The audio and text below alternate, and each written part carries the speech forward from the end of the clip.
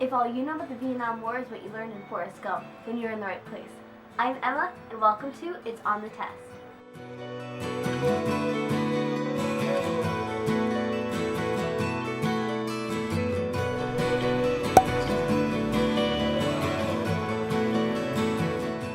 To understand the war in Vietnam, you first need to understand Vietnam itself. Vietnam has had a pretty rough history of being invaded pretty much constantly for the past 1,000 years. Luckily, this is American history, so all you need to know is that the French got kicked out in 1945. Victory, right?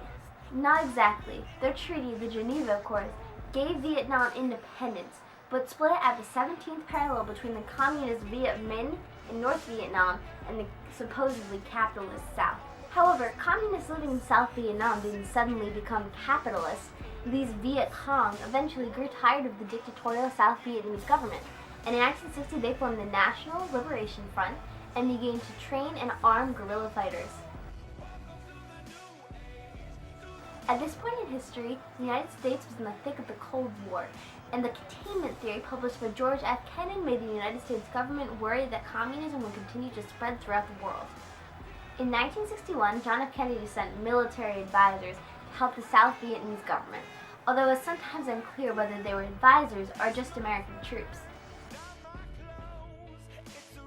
When Lyndon B. Johnson became president after the JFK assassination, he at first tried to stick to the status quo in Vietnam. However, the leader of the American advisors in Vietnam urged for more ground troops. Finally, in late 1964, two U.S. Navy ships reported that they had been attacked by North Vietnamese ships in the Gulf of Tonkin. Congress then passed the Gulf of Tonkin Resolution with an overwhelming majority. It stated that President Johnson could take all necessary steps to protect U.S. interests in Vietnam.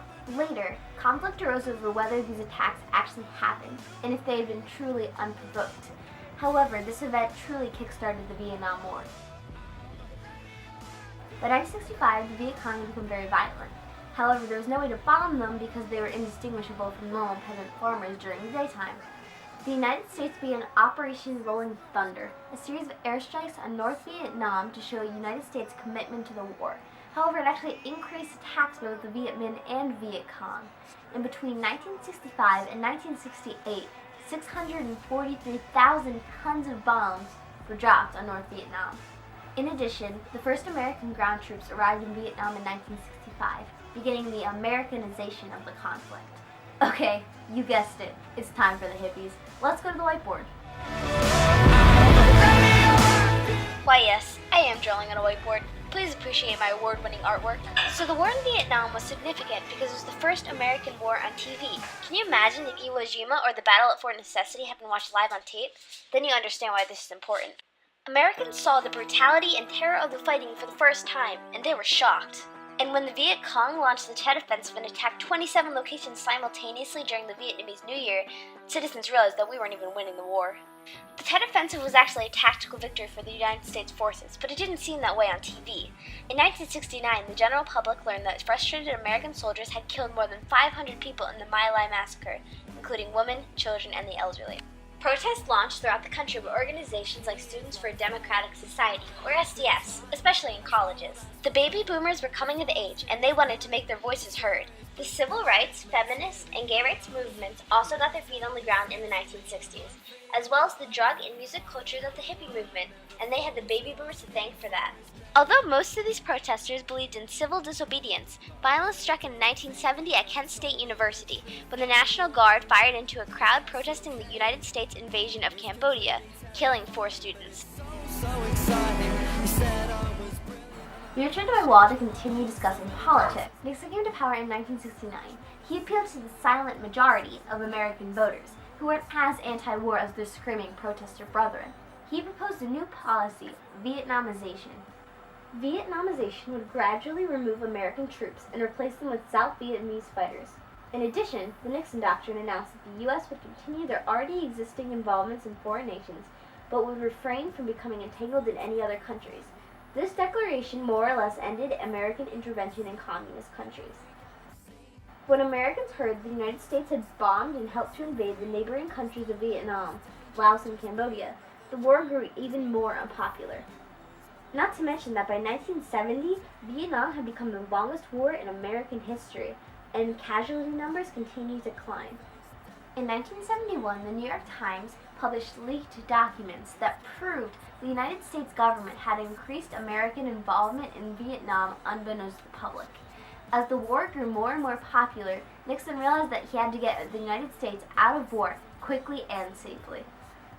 He famously and publicly visited the two biggest communist countries of the time, China and the Soviet Union. By playing off their mutual distrust, he was able to ensure that they would pressure North Vietnam into allowing American soldiers safe passage home. All of the military ground troops left in 1972, and the last military advisors left Vietnam in 1973, after a ceasefire was declared. Despite what more patriotic Americans say, we did not win the Vietnam War. North Vietnam took over South Vietnam, and it remains somewhat communist today, although it is becoming more capitalist. The 26th Amendment lowered the voting age from 21 to 18, following protester arguments that men could be drafted to fight in the war, but couldn't pick the leaders they were fighting for. Nixon's diplomatic tactics helped to ease tensions in the Cold War between the communist and free parts of the world. They are part of a larger strategy called détente, which would eventually end the Cold War in 1992. In addition, the aftermath of the Pentagon Papers resulted in the War Powers Resolution, which limited the president's powers given to him by the Gulf of Tonkin Resolution. Finally, the Vietnam War, coupled with scandals like the Pentagon Papers and Watergate, helped widen the credibility gap between the American people and the government. After so many lies, the American people no longer completely trusted their government, and with all the worries about the NSA and government spying, can we really blame them? This has been a history project by me, Emma Quinn. If you want to know more, SparkNuts has a great breakdown of the Vietnam War in lots of detail. In addition, you now know like a quarter of the references in Forrest Gump. Congratulations! Happy studies! I'm still free. You can't take the sky from me. Take me out to the black. Tell them I ain't coming. Communist. However, all the communists living in South Vietnamese, it's a beautiful country, Liberation Front, and began to Vietnamese government. And in 1960, they formed the National Liberation Front. No!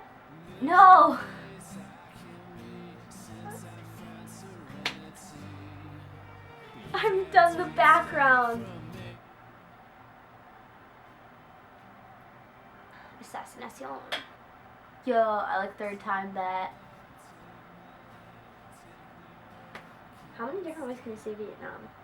Vietnam, Vietnam, Vietnam, Vietnam. The struggle is real. Nouns are for he needs. Nixon.